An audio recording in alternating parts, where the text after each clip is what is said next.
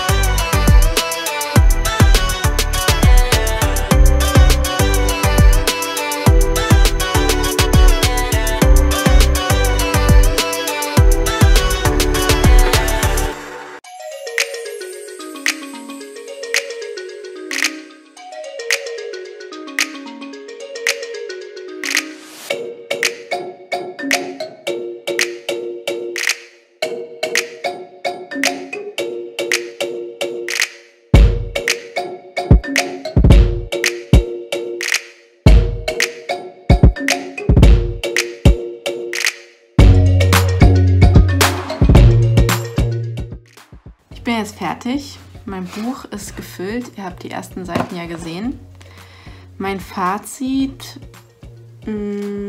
Es war eigentlich ganz cool. Es hat auch Spaß gemacht, aber es ist auch verdammt anstrengend. Nicht, das ist das falsche Wort, aber es ist aufwendig, würde ich sagen.